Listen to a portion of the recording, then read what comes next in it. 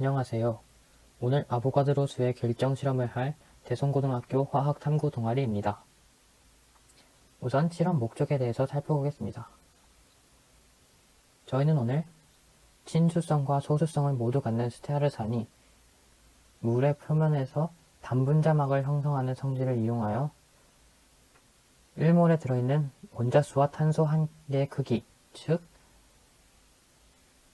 아보가드로수를 측정하고 이를 문헌으로 알고 있는 실제 아보가드로수와 비교해 볼 것입니다. 먼저 실험 이론 및 원리에 대해서 살펴보겠습니다. 실험 이론으로는 원자량, 몰, 아보가드로수가 있습니다. 원자량은 질량수가 12인 탄소 원자의 질량을 12로 정하고 이를 기준으로 나타낸 원자들의 상대적 질량입니다. 이 원자량은 원자의 실제 질량이 매우 작기 때문에 불편해서 원자량을 사용하는 것입니다. 또한 몰이라는 개념도 있는데 원자, 분자, 이온 등과 같이 매우 작은 입자의 양을 묶음 단위로 나타내서 앞에서 말씀드렸던 원자량의 사용 이유와 같이 몰을 사용하게 되는 것입니다. 여기서 이제 가장 중요한 개념인 아보가드로수가 있는데요. 아보가드로수는 탄소 원자 12g 속, 즉 탄소 원자 1몰에 들어있는 입자의 수를 말하며 6.02 곱하기 10의 23승을 의미합니다. 본 실험에서는 아보가드로수를 탄소 원자 1몰의 부피를 탄소 원자 1개의 부피로 나누어 계산할 것입니다. 그렇다면 저희는 탄소 원자 1몰의 부피와 탄소 원자 1개의 부피를 알아야만 저희가 궁극적으로 알고자 하는 아보가드로수를 구할 수 있게 됩니다. 먼저 탄소 원자 1몰이 차지하는 부피를 알아야 합니다.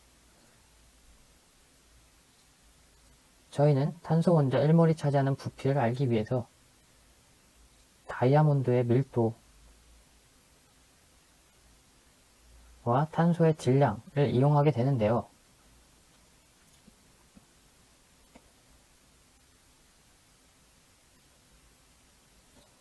여기서 밀도는 부피분의 질량입니다. 그리고 부피는 질량 곱하기 밀도의 역수가 됩니다. 저희는 이것을 이용하게 되는 것입니다. 이때 다이아몬드의 밀도를 사용하는 이유는 다이아몬드가 탄소로만 이루어진 물질로 다이아몬드는 특별히 다른 물질과 다르게 탄소 원자가 촘촘히 쌓여서 만들어졌어서 다른 물질과 다르게 빈 공간이 없습니다. 따라서 다이아몬드는 탄소의 밀도를 측정하기에 적당하다고 판단되어서 이 다이아몬드를 사용하게 되는 것입니다. 따라서 본 실험에서는 탄소의 평균 질량 12.001g을 다이아몬드의 밀도인 3.51로 나누어 탄소 1몰이 차지하는 부피를 구하게 됩니다. 이 식을 계산해 보면 탄소 1몰이 차지하는 부피는 3.41이라는 값이 나오게 됩니다. 자, 이제는 이 실험을 하기에 앞서서 저희가 알아야 할 실험 원리, 실험 이론에 대해서 간단히 한번 살펴보도록 하겠습니다. 실험 이론의 첫 번째로는 극성과 무극성이란 것이 있습니다. 이 극성과 무극성은 전기 음성도란 개념으로 설명이 가능합니다. 전기 음성도는 공유 결합에서 원자가 전자쌍을 끌어당기는 힘의 상대적인 크기를 의미합니다. 여기서 표를 보시다시피 전기 음성도는 플루오른이 4로 가장 크며 플로렌에서 옆이나 아래로 멀어질수록 전기 음성도가 작아지는 것을 알 수 있습니다. 이제 극성과 무극성에 대해서 더 본격적으로 자세히 알아볼 것인데요. 우선 극성은 공유 전자쌍이 치우쳐서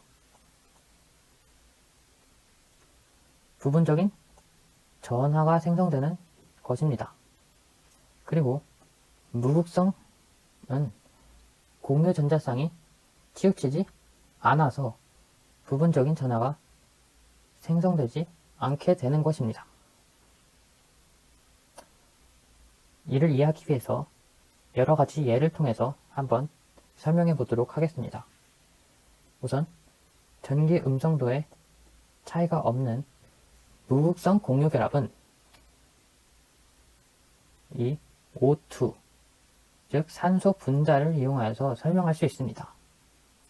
산소 분자는 산소 원자 한 개와 산소 원자 한 개가 공유 결합하기 때문에 전기 음성도의 차이, 즉 앞에서 말씀드렸던 전자쌍을 끌어당기는 힘의 크기가 서로 같습니다. 따라서 전기 음성도의 차이는 없습니다. 그러므로 공유 전자쌍이 치우치지 않아 전하가 생성되지 않기 때문에 무극성 공유 결합을 갖게 되는 것입니다. 하지만 극성 공유 결합에서는 예를 들어서 염화수소가 있는데 여기서 수소와 염소는 앞에서 표에서 봤듯이 전기 음성도가 수소는 2.1이고 염소는 3.0이기 때문에 힘의 크기가, 상대적인 힘의 크기가 다르게 되므로 차이가 만들어지게 됩니다. 따라서 공유 전자쌍이 치우쳐서 전하가 생성되므로 극성 공유 결합이 이루어지게 되는 것입니다.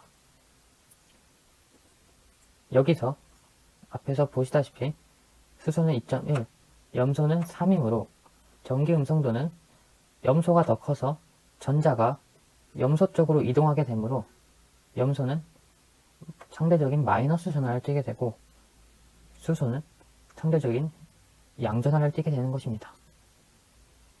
이 극성과 무극성 외에 전자쌍이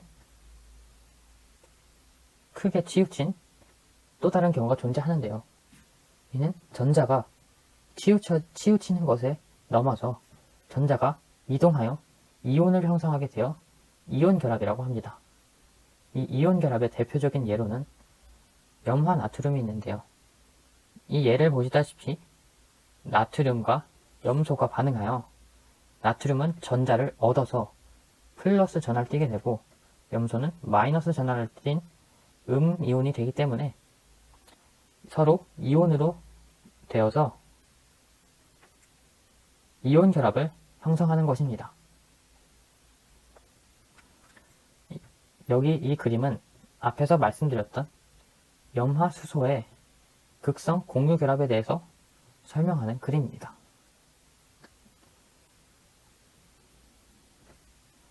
다음으로는 이제 본격적으로 극성과 무극성의 이론을 실험에 적용해 보도록 하겠습니다. 자, 여기서 이것은 스테아르산입니다. 저희가 이제 스테아르산을 이용하게 될 것인데 여기서 이제 스테아르산에 탄화수소 부분이 있고 스테아르산에 카복실기 부분이 있습니다. 극성과 무극성의 특성 중 하나로는 극성은 극성에 잘 녹고 무극성은 무극성에 잘 녹게 됩니다. 여기서 카르복실기는 극성을 띠게 되고 스테아르산의 탄화수소 부분은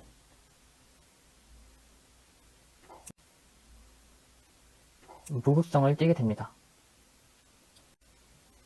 여기서 저희가 이후 실험에서 스테아르산과 핵산을 섞어서 물에 떨구게 될 것인데, 여기서 카르복시기 부분은 극성이고 탄화수소 부분은 무극성입니다.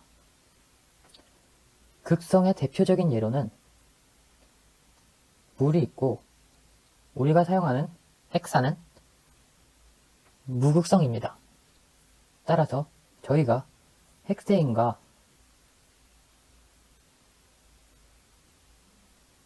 스테아르산 용액을 물에 떨구게 되면 여기서 보시다시피 이런 구조를 띠면서 물의 표면에 퍼지게 되는 것입니다. 극성인 카르복시기 부분은 물과 친한 친수성, 즉 극성이므로 물에 접촉하게 되고, 탄화수소 부분은 물과 친하지 않은 소수성, 즉 무극성이므로 물과 멀어지게 위치하게 됩니다.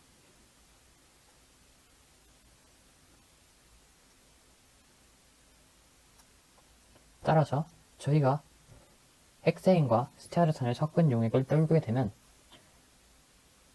이렇게 단분자층을 형성하게 되는 것입니다.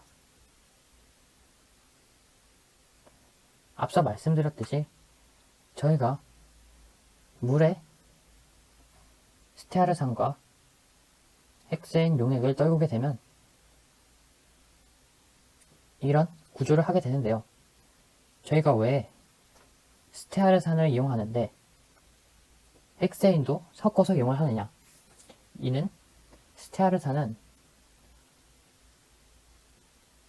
고체입니다. 그리고 핵세인은 액체입니다. 저희의 목적은 스테아르산과 핵세인을 통해서 단분자층을 형성하는 것인데, 이때 고체인 스테아르산만 물에 떨구게 되면 스테아르산이 결정 형태로 물에 그대로 떨어지기 때문에 단분자층을 형성할 거라는 보장을 할 수 없습니다. 하지만 액체인 핵세인 용액과 섞어서 떨구게 되면 핵세인이 게다가 무극성이기 때문에, 그리고 승화성이기 때문에 이렇게 친수성 부분과 소수성 부분으로 나뉘게 돼서 단분자막을 수월하게 만들 수 있게 되는 것입니다. 게다가 핵산은 승화성을 가지고 있으므로 이후에 증발을 하게 되어서 결과적으로는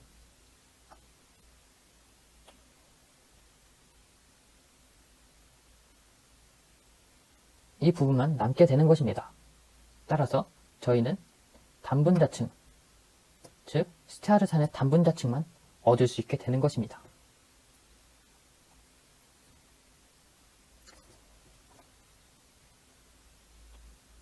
앞에서 설명드렸던 내용이 여기에 이렇게 자세하게 나와 있습니다. 무극성 부분, 극성 부분 나뉘게 되고, 핵세인은 같은 무극성 부분, 물은 극성 부분이므로 이렇게 핵세인과 스테아르산을 섞은 용액이 물의 표면으로 퍼져나가면서 이런 단분자막을 형성하게 되는 것입니다.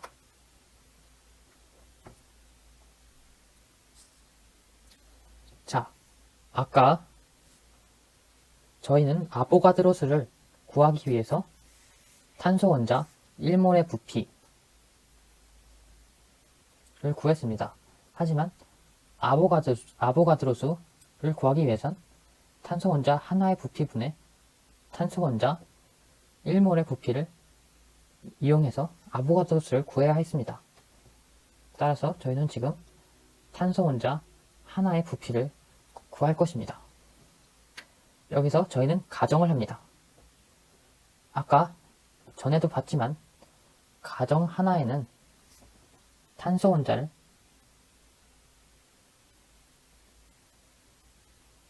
정육면체로 가정한다고 했습니다. 물론 탄소 원자가 정육면체일지는 모르지만 계산상 정육면체는 계산이 편의하기 때문에 정육면체라고 가정을 하는 것이고요. 또 다른 가정이 필요합니다. 이 탄소 원자 하나의 부피를 얻기 위해서는 단층막은 원기둥을 형성한다고 가정을 하고 탄소 원자 18개가 한 줄로 길게 서 있다고 가정을 합니다. 여기서 이 두 가정도 계산의 편의를 위한 것인데 아까 스테아르산과 헥세인 용액을 물에 떨구게 되면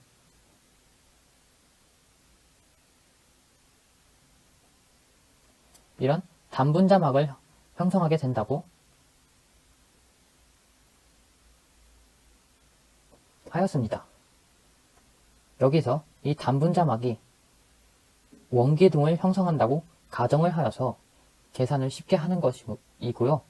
그리고 이 스테아르산은 탄화수소 부분, 무극성 부분에 포함해서 이 카르복시기 부분까지 포함해서 탄소가 하나, 둘, 셋, 넷, 다섯, 여섯, 일곱, 여덟, 아홉, 열, 열하나, 열둘, 열셋, 열넷, 열다섯, 열여섯, 열일곱, 18개가 있다고 18개가 있습니다. 근데 실제로는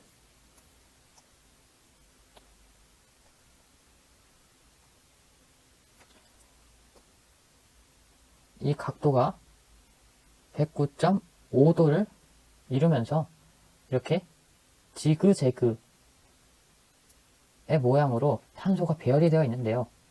저희는 이 109.5도를 사용하게 된다면 계산이 너무 복잡해지므로 탄소 18개가 한 줄로, 즉 180도의 각도를 가지고 길게 서 있다고 가정을 합니다. 여기서 단층막의 두께는 단층막의 부피, 즉 저희는 원기둥을 형성한다고 했기 때문에 이 원기둥 단층막의 부피에서 단층막의 넓이를 나눕니다. 그러면 저희는 단층막의 이 두께를 알 수 있게 됩니다. 그리고 저희가 이 단층막의 두께를 알게 되면 이 단층막은 단분자막이므로 탄소 원자가 18개로 이루어진 이 스테아르산이 단층막의 두께가 되는 것입니다. 따라서 탄소 원자 하나의 직경은 18분의 단층막의 두께를 하게 되면 가정에서 탄소 18개가 한 줄로 길게 서 있다고 하였기 때문에 탄소 하나의 직경을 얻을 수 있게 되는 것입니다. 그리고 저희는 앞서서 정육면체, 즉 탄소의 부피를 정육면체라고 가정을 했기 때문에 탄소 원자 하나의 직경을 세제곱하면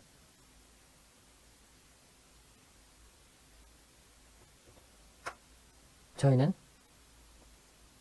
탄소 원자 하나의 부피를 얻을 수 있게 되는 것입니다. 앞서서 이론과 원리에 대한 내용은 끝이 났고 저희는 이제 본격적인 실험에 들어가기 앞서서 실험 기구 및 시약에 대해서 한번 살펴보도록 하겠습니다. 여기 사진에 보이다시피 저희가 앞으로 할 아보가드로 결정 실험에는 페트리 접시, 눈금자, 스포이드, 피펫, 스포이드는 정확하지 않을 수도 있으므로 피펫을 사용하는 것을 권장합니다. 그리고 피펫 트릴러, 공학용 계산기가 필요합니다. 이 공학용 계산기는 앞서서의 복잡한 계산을 하기 위해서 수기보다는 공학용 계산기가 훨 수월하기 때문에 준비물로 넣었고요. 그리고 100ml 메스 실린더, 시약 스푼, 비커, 전자저울, 마그네틱바, 파라필름, 약숟가락, 가열식 자력 교반기가 필요합니다. 저희 실험실에는 가열식 자력 교반기가 있어서 가열식 자력 교반기라 하였지만 그냥 교반기가 있어도 상관이 없습니다. 이 교반기는 마그네틱바를 이용하여서 용액을 만드는데 이용을 하는 것입니다. 그리고 파라필름이란 것도 필요한데요. 이 파라필름은 다음에 실험 과정에서 설명드리도록 하겠습니다. 그리고 저희의 시약으로는 송화가루, 헥세인, 스테아르산, 그리고 증류수가 필요합니다.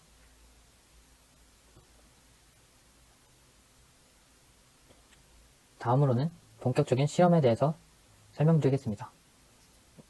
우선 첫 번째와 두 번째로 실험을 나눌 수가 있는데요. 우선 첫 번째는 기구를 준비하는 것입니다. 즉, 스테아르산 헥세인 용액을 제조하는 것과 스포이드 보정이 필요합니다. 우선 스테아르산 고체 0.2g을 정확히 전자저울로 측정하고 100ml 용량 비커에 헥세인을 녹여 스테아르산 용액을 만듭니다. 이때 스테아르산이 헥세인에 잘 녹지 않으므로 마그네틱 바와 자력 교반기를 이용합니다.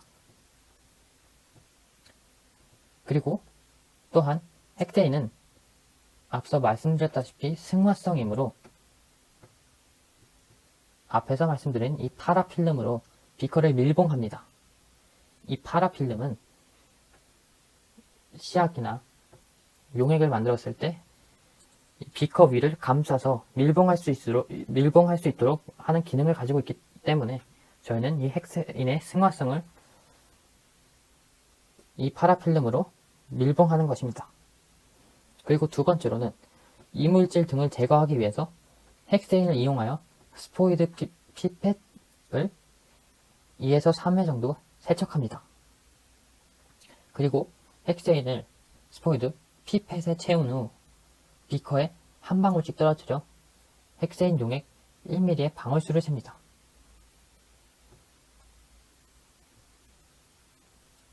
그리고 오차를 줄이도록 하기 위해서 앞의 과정을 3회 이상 반복하고 평균을 냅니다. 이 과정을 통해서 용액 한 방울의 부피를 구하는 것입니다.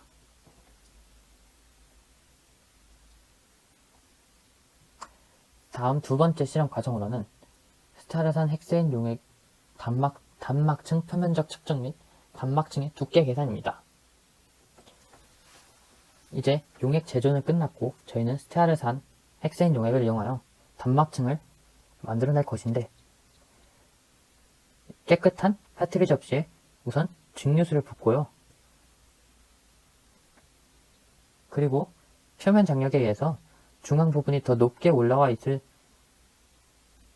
테니 한쪽 접시 끝에서 휴지 등으로 수면의 높이를 단단하게 조절해 주어야 합니다. 그리고 적당량의 송화가루를 시계 접시 안에 중앙적으로 해서 원을 그릴 수 있도록 떨어뜨립니다. 즉 이렇게 페트리 접시, 즉 시계 접시가 있으면 송화가루를 중간에 동그랗게 떨어뜨리는 것입니다. 단 이제 송화가루가 시계 접시, 즉 페트리 접시와 증류수의 경계에 닿지 않게 조심합니다.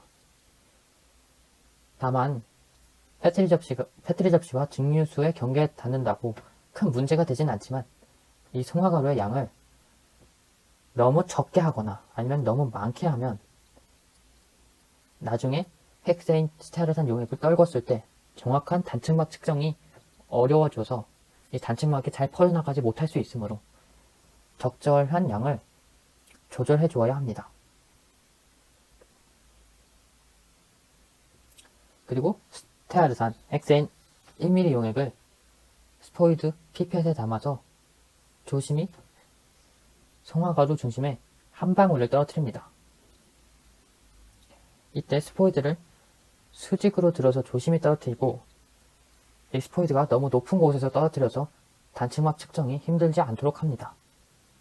그리고 스테아르산 헥세인 용액을 떨어뜨린 후 15초 정도 이후에 표면에 생긴 단막층의 직경을 잽니다. 이때 원이 아닐 경우가 있을 수 있기 때문에 이 원이 아닌 경우에는 대각선 길이를 여러 번 측정해서 평균값을 얻어서 단막층 표면적을 계산합니다. 저희는 앞에서 가정했다시피 원기둥을 생성되는 것을 가정했기 때문에 원의 넓이로 측정합니다. 그리고 시계 접시를, 즉 패트리 접시를 깨끗이 세척한 후 위의 방법으로 3에서 4회를 측정합니다.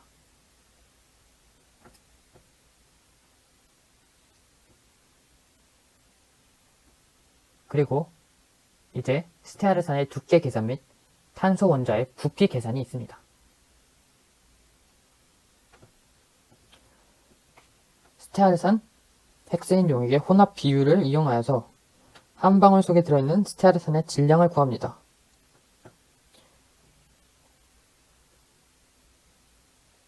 그리고 구해진 질량과 위에 측정한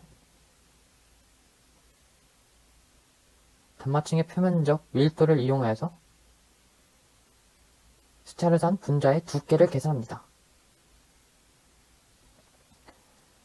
그리고 스테아르산을 18개의 탄소 원자 정유면체라고 가정을 하고 위에서 구해진 두께를 이용하여서 탄소 원자의 부피를 구합니다. 자, 이제 주의사항에 대해서 설명드리겠습니다. 핵산은 휘발성이 크고 휘발성이 크기 때문에 스테아르산 용액을 담은 용기는 마개 아니면 파라필름으로 막아둬야 합니다. 스테아르산 용액을 넣은 스포이드를 공기 중에 너무 오래 놓아두면 휘발성으로 인해서 핵산이 증발할 수 있기 때문에 용액이 진하게 되어서 따라서 스포이드를 사용하기 전에 스테아르산 용액으로 여러 차례 헹구어 사용하는 것이 좋습니다. 오차를 방지하기 위함이죠. 그리고 1mm가 몇 방울인지 셀 때 똑같은 각도로 떨어뜨려야 합니다. 이도 오차 방지를 위한 것입니다. 그리고 자로 지름을 잴 때 오차를 최대한 줄이기 위해 정확하게 잽니다. 이 자로 지름을 재기 때문에 저희에게는 한계가 있을 수밖에 없습니다. 따라서 오차가 발생할 확률이 높아지는 것이죠. 하지만 이 오차를 줄이기 위해서는 이 자로 지름을 재는 과정에서 정확하게 재도록 노력을 해야 합니다. 그리고 핵세인은 인화성을 띠므로 또한 파라필름으로 막아야 합니다. 즉, 핵세인은 위험한 물질이라는 것이죠.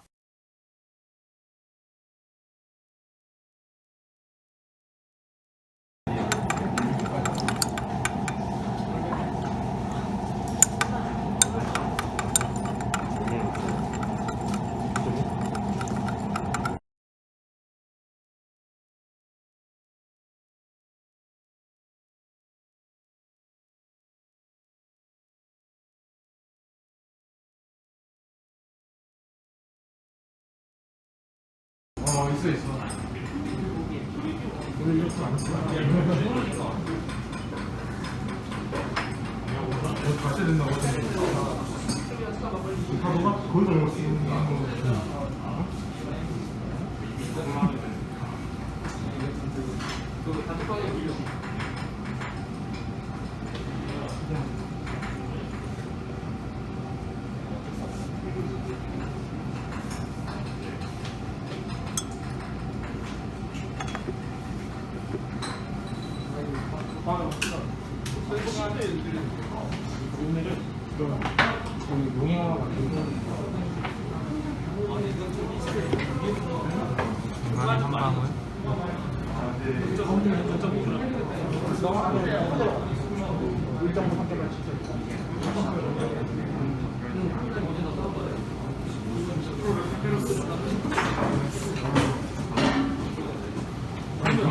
용도는 안 맞죠.